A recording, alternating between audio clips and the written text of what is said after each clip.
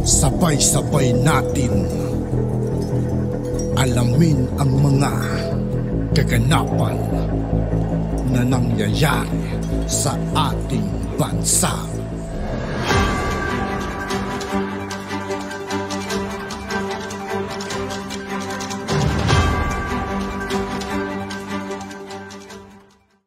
Yo, what's up mga kaibigan? This is I2K po again. Ngayon nandito ulit tayo sa channel ni Banat PH Update TV. Dito ulit tayo magbibigay ng komento at reaksyon. Kaya samahan nyo ako guys. Let's go! Ang balita ngayon.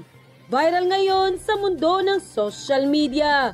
Senator Alan Peter Cayetano nagpakitang gilas sa pagdinig sa Senado.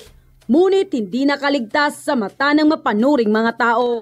Pero bago ang lahat, mga sa lahat ng hindi pa nakasubscribe mga kaibigan kay Banat PH Update TV, mag-subscribe na po tayo at huwag nyo rin pong kalimutan mag-subscribe dito sa aking channel. Chika, kung hindi ka pa nakasubscribe sa channel na ito, huwag mo nang patagalin yan. I-subscribe mo na yan at huwag mo rin kalimutang i-click ang notification bell para updated ka sa lahat ng bagong video na i-upload namin. At yun na nga mga kachika, dahil sa kaipalan di umano ni Senator Alan Peter Cayetano, hindi nga ito nakaligtas sa mata ng mapanuring tao at pinalahanan pa siya sa kanyang ipinangakong 10,000 piso. Matapos di umano nitong makisawsaw sa issue ng mga OFW na binuksan ni Senator Raffy Tulfo sa pagdinig sa Senado. Kamakailan nga ay tinalagang chairman ng Committee on Migrant Workers ang panibagong senador na si Raffy Tulfo at matapang ang kanyang naging mga hakbang para maprotektahan ang ating mga kababayang OFW. Inilabas din niya ang mga reklamo ng mga manggagawang Pilipino, lalo na sa gitnang silangan na laging may naapi at nagagahasa at minsay kinikitilan ng buhay. Sa naturang pagdinig sa Senado ay umeksena di umano si Senator Cayetano na tila baga nagbubuhat ito ng sariling bangko. Dahil ayon pa sa kanya, marami siyang ginawang hakbang noon upang makatulong sa ating mga kababayang OFW. Subalit, hindi kumbinsido ang taong bayan sa mga mabuluklaking salita ni Senator Cayetano. Dahil aniya, sa loob ng mahigit 1 dekada na bilang senador nito, ay wala silang nakikitang magandang nagawa ni Cayetano sa ating bayan. At pinaalahanan pa siya sa kanyang ipinangakong 10,000 piso na hanggang ngayon hindi pa niya naibibigay. At dahil nga sa balitang ito, hindi naman mapigilan ng marami sa ating mga kababayan na magbigay ng kanilang hinaing at komento sa mundo ng social media. Oo nga naman, huwag umasa sa 10K ayuda ni Alan Peter Cayetano.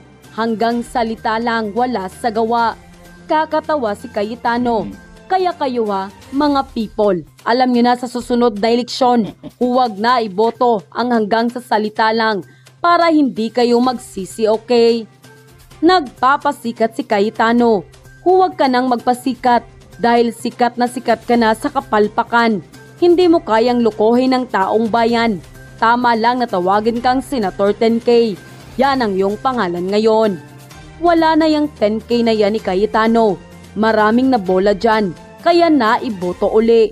Dapat iniisip ng mga botante na nung kumandidato sila pareho ni PBBM pagka-vice presidente, ay grabe ang binitawang masamang salita niyan sa stage kay PBBM. Buti na lang di ko binoto yung Cayetano na yan, kaya hindi ako nabudol. Wala akong tiwala sa tao na yan, kaya sa susunod na tumakbo uli yan sa kahit na anong posisyon, huwag nyo nang iboto. Ang tagal-tagal niya sa Senado, wala naman siyang nagawa. Sinapawan kasi nagsawsaw na naman, nagpabida na naman. Senator Alan, nasa na yung 10K na ibinibida mo? Propaganda lang na yon? Manindigan ka naman, wag puros buladas. End quote. Walang tunay na issue, gawa-gawa lang, no? Kaya talunan to mga to eh. Opo, kaya kayo talunan, no? Yung mga umaatake niya. Isa po sa pinaka, dalawa. Ito pong mga, ano natin. Sabi po ni ni Coco Pimentel. Marcos certification as urgent of Maharlika Bill unconstitutional.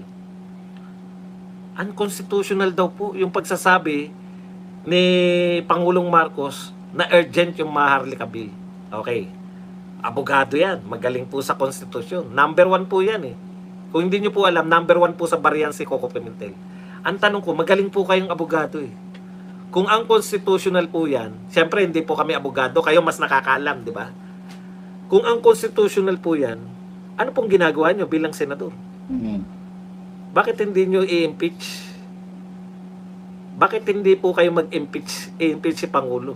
Maniniwala ako sa sinasabi nyo na ang constitutional yan, kung mag-file man lang kayo na impeachment. Pero kung hindi kayo magpa-file na impeachment, ang sinabi niya kasi, kaya kukumbinsihin ko yung mga kapwa ko senador na wag suportahan yung Maharlika Fund.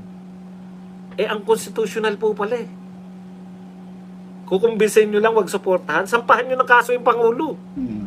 Kung ang constitutional. Di po ba? Isa pa, eto si Rizon Tiberos naman. The justification for the immediate passage of Maharlika Fund is too convoluted and vague. Since there is no excess wealth, they are now interested in taking the highly profitable funds of the Land Bank of the Philippines, Development Bank of the Philippines. This would be a huge loss to farmers and small businesses that cannot afford to loan from private commercial banks. O again, di ba?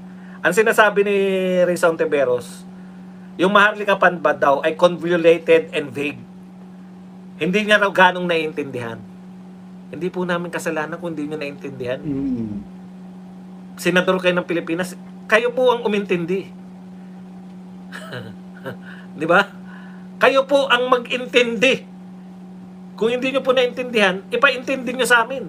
Senador kayo eh. Gusto nyo ako magpaintindi sa'yo? Pwede rin naman. Kailangan ko ng budget mo para sa... Okay. Ang point ko lang dito, ganito po, no? Ang dami po nasabi na ito is to sum up everything. Ang Maharlika Fund, sinasabi nila na ganito, no? Una, illegal. Illegal daw. Ikalawa, kukurakutin lang yan, no? Ikatlo, ang constitutional, ibig sabihin, hindi siya legal. Ikatlo, illegal, kukurakutin lang at mawawala po yung mga pondong ilalagay dyan. Hindi po totoo yan, no?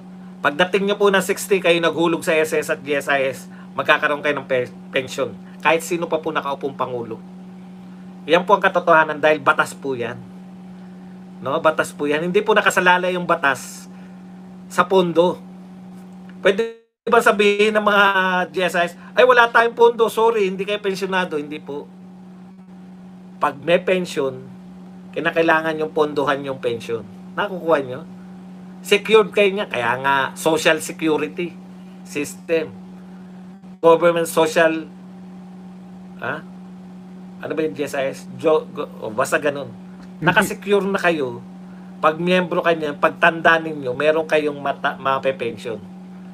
Regardless kung wala na pong pera yan o meron pang pera, pupundahan po yan ng pamahalaan. So yung pangamba nyo rin, wala na. Ikalawa, all of a sudden, interesado kayo na sinasabi nyo, bakit yung pera namin ng GSIS at SSS, sinama pa ni yung LDP, Land Bank, etc. Bakit nyo ilalagay dyan sa Maharlika? Kung malugi yan. Ang tanong ko, kung kumita. Ano mangyayari kung kumita? Pag nalugi yan, yung sinasabing pera ninyo, hindi po kasama dyan yung pera nyo sa nalugi. Sagot po ng pamahalaan yung pension nyo. Malugi yan at hindi. Di ba? Mas malaki po ang chance niya na kumita. Ano po ang mangyayari kung kumita? Wala po akong pakialam kung ano, no? Kasi kung wala po kayong, ganito lang po kasi ang diskarte dyan. Para hindi nyo po pinoproblema. Binibigyan po kayo ng problema ng mga kalaban ng pamahalaan, eh. Di ba? Kasi mawawala yung GSIS pondo nyo, hindi po mawawala yun. Pag kumita yan, may additional na kita ang pamahalaan. Ganito po lang yan. Pasimplihin po natin. Once na kayo ay GSIS member, pagdating nyo ng 60, pensionado kayo. Ano man nakitain ng GSIS, may Maharlika Fund man o walang Maharlika Fund, may pension po kayo. Actually, kwentado na yung pension nyo. Pwede nyo nang ipakwenta kung 54 na kayo ngayon, o 53, o 50. Magkano magiging pension ko sa ako ay 60 kung ako ay magre-retire ngayon. Pwede na nyo pong kwentahin. Kaya na nilang kwentahin. Wala pong kinalaman dyan yung mga pondo-pondong Maharlika Fund. Separate po yan. Tinatakot lang po kayo. Ikalawa, kumikita po ba yung Land Bank of the Philippines? Opo. Kumikita pa yung Development Bank of the Philippines? Opo. Pag kumita ba yung Land Bank, pag-aari ba yan ng gobyerno? Pag-aari ng gobyerno. Pag kumita ba yung Land Bank at Development Bank of the Philippines, may pakinabang ka? Ikaw mahirap? Wala. Di ba? Atin yan, pero wala kang pakinabang. Ngayon, papwersahin sila, magdeposito kayo rito sa Maharlika Fund. Dahil pag kumita to, mamimigay tayo ng ayuda. Dati, ang pera ng pamahalaan, kumita yung GSIS, kumita yung SSS, lumalaki po yung mga bonus ng mga GSIS. Meron po bang nagreklamo sa inyo? Bakit malalaki yung mga bonus ng GSIS, SSS? Kasi kumita ang gobyerno eh. Nag-invest sila eh, kumita, hindi po natin pinakikilaman yan. Ngayon po, pag kumita po yung Maharlika Fund, kasama po yan yung pagbibigay ng ayuda. Kasama yan sa provision eh. May ayuda ka pag kumita. Kikita po yan. Bakit hindi naman kikita yan? Di ba? Garantisado ng pamahalaan ng kita. Paano hindi kikita? Hindi ko po maintindihan. Sige. Worst comes to worst. Gumaganda na yan ko. Doon na po tayo sa hindi talaga kumita. Nalugi talaga. Mawawalan ka ba ng pension? Same pension. Wala pong epekto dyan. Di po maapektuhan yan. Sinasama lang po kayo ng mga tao na to. Sinasama lang po kayo sa pambubuisit nila. Ang tanong po, bakit po nag-create ng Maharlika Fund? Okay. Hindi ko po alam yung, in general lang po tayo. Hindi po ako tagapagtanggol ng Maharlika Fund. Wala po akong ano dyan. Kaya lang kasi, ang ayoko lang, yung nililin lang tayo. Na pagka pinasok dyan yung GSIS, hindi po totoo yan. Pag GSIS at SSS, magpe-pension ka, pagdating mo ng 60. Wala pong kinalaman kahit saan nilagak yan. Yung mga GSIS at SSS, paano po kumikita ng pera? Bakit po may pang-pension? Dinadala nila, ini-invest po nila yan. May pakialam po ba tayo? Hindi tayo nakialam kahit kailan. May panahon ba na hindi kumikita yung investment? Pwede. May panahon ba na kumikita? Pwede.